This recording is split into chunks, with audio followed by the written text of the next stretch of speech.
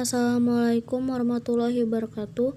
Perkenalkan, kami dari kelompok 1 yang beranggotakan Anggun Nurmayasari, Bagus Sanjaya, Hanifah Pratama, Hendi Karunia Ramadhani, Rahmat Hidayatullah, Robiatul Adawiyah, dan Zulfikar Aimar. Di sini kami akan menjelaskan tentang negara dan konstitusi. Yang pertama, di sini saya akan menjelaskan tentang pengertian negara. Jadi negara itu adalah suatu wilayah yang memiliki sistem atau aturan yang berlaku bagi semua individu di wilayah tersebut, dan negara ini berdiri secara independen. Selanjutnya, asal mula terjadinya negara dibagi menjadi dua, yaitu secara primer dan sekunder. Di sini saya akan menjelaskan secara primer. Jadi secara primer, negara ini terbentuknya bertahap, yaitu dimulai dari adanya masyarakat hukum yang paling sederhana, kemudian berevolusi ke tingkat yang lebih maju dari sebelumnya. Dengan demikian, terjadinya negara secara primer adalah membahas asal mula terjadinya negara yang pertama di dunia. Selanjutnya akan dijelaskan oleh Rahmat Hidayatullah. Oke, selanjutnya yang kedua ada asal mula terjadinya negara secara sekunder.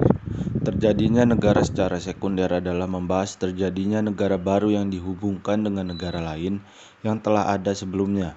Berkaitan dengan hal tersebut, maka pengakuan negara lain dalam teori sekunder merupakan unsur terpenting berdirinya suatu negara baru.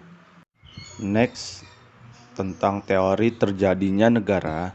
Teori yang pertama yaitu tentang teori ketuhanan. Teori ketuhanan ini juga sering disebut sebagai teokrasi, mengutip dari situs Kementerian Pendidikan dan Kebudayaan atau Kemendikbud. Teokrasi meyakini jika negara terbentuk karena kehendak Tuhan. Dan yang kedua ada teori perjanjian masyarakat.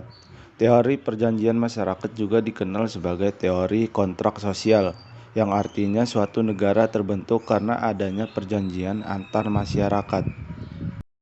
Selanjutnya akan dijelaskan oleh Zulfikar Aimar. Ketiga, teori kekuasaan. Teori kekuasaan berarti sebuah negara terbentuk karena adanya kekuasaan. Artinya orang atau kelompok yang paling kuatlah yang mendirikan negara. Keempat, teori hukum alam. Terjadinya negara karena sesuatu yang alamiah terjadi, merupakan teori hukum alam.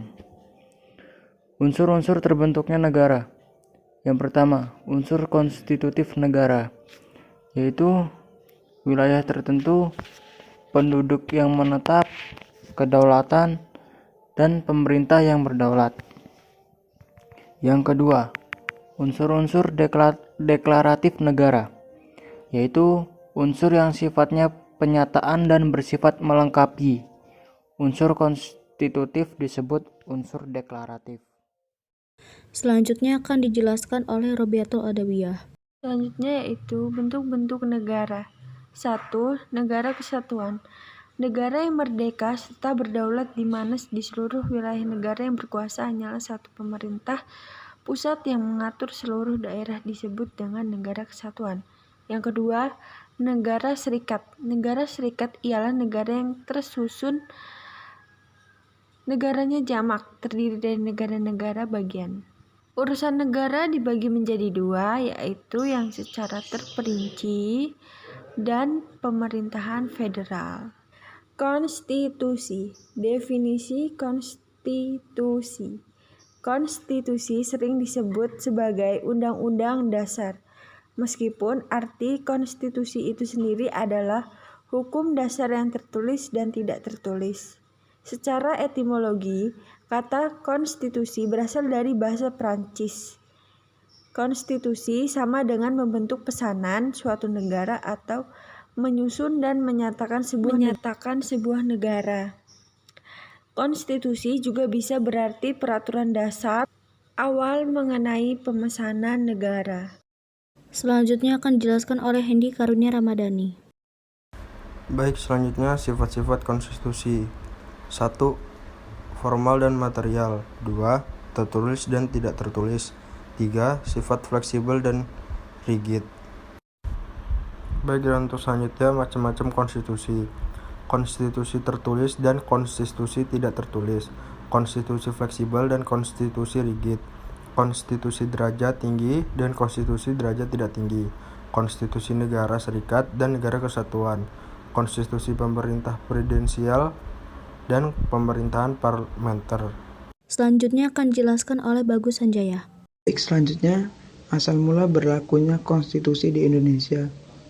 Undang-Undang Dasar 1945 pertama kali disahkan berlaku sebagai konstitusi negara Indonesia dalam sidang panitia persiapan kemerdekaan Indonesia pada tanggal 18 Agustus 1945, yaitu sehari setelah kemerdekaan negara Republik Indonesia yang diproklamasikan oleh Soekarno dan Muhammad Hatta pada tanggal 17 Agustus 1945. Naskah Undang-Undang Dasar 1945 ini pertama kali dipersiapkan oleh suatu badan bentukan pemerintah kolonial bala tentara Jepang yang diberi nama Dokuritsu Juzumbi Tosakai, yang dalam bahasa Indonesia disebut Badan Penyelidik Usaha-Usaha Persiapan Kemerdekaan Indonesia atau BPUPKI. Perkembangan konstitusi di Indonesia. Para pendiri Negara Kesatuan Republik Indonesia telah sepakat untuk menyusun sebuah undang-undang dasar sebagai konstitusi tertulis dengan segala arti dan fungsinya. Sehari setelah proklamasi kemerdekaan Republik Indonesia pada 17 Agustus 1945, konstitusi negara sebagai suatu revolusi groundwork telah disahkan pada tanggal 18 Agustus 1945 oleh Panitia Persiapan Kemerdekaan Indonesia, sebuah naskah yang dinamakan Undang-Undang Dasar Negara Republik Indonesia. Selanjutnya akan dijelaskan oleh Hanifal Pratama. Oke, yang terakhir ada Komisi Konstitusi yang bertugas melakukan pengkajian berdasarkan ketetapan MPR nomor 1/MPR/2002 tentang pembentukan Komisi Konstitusi.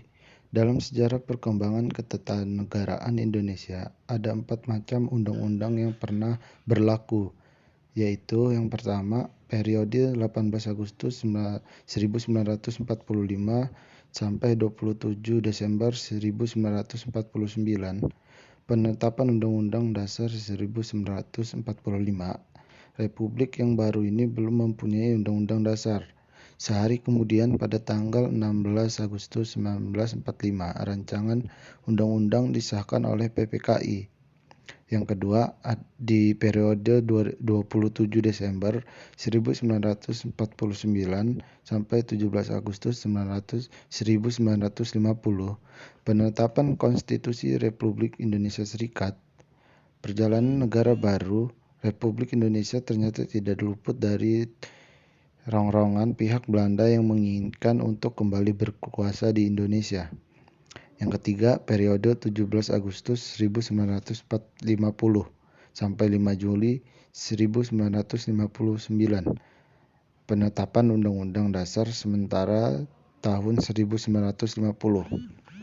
Pada periode ini, periode federal dari Undang-Undang Dasar Republik Indonesia Serikat 1949 merupakan perubahan sementara, karena sesungguhnya bangsa Indonesia sejak 17 Agustus 1945 menghendaki sifat kesatuan, maka negara Republik Indonesia Serikat tidak bertahan lama karena terjadinya penggabungan dengan Republik Indonesia.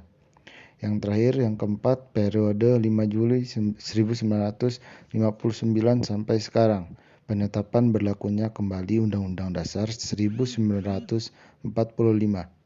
Dengan Dekret Presiden 5 Juli 1959, berlakulah kembali Undang-Undang Dasar 1945 dan perubahan Majelis Permusyawaratan Rakyat. Sementara Orde Lama pada masa 1959 sampai 1965 menjadi Majelis Permusyawaratan Rakyat sementara di Orde Baru. Terima kasih kepada teman-teman yang sudah menonton video ini. Mohon maaf bila ada kesalahan kata atau kurang jelas dalam penyampaiannya. Kami ucapkan terima kasih. Wassalamualaikum warahmatullahi wabarakatuh.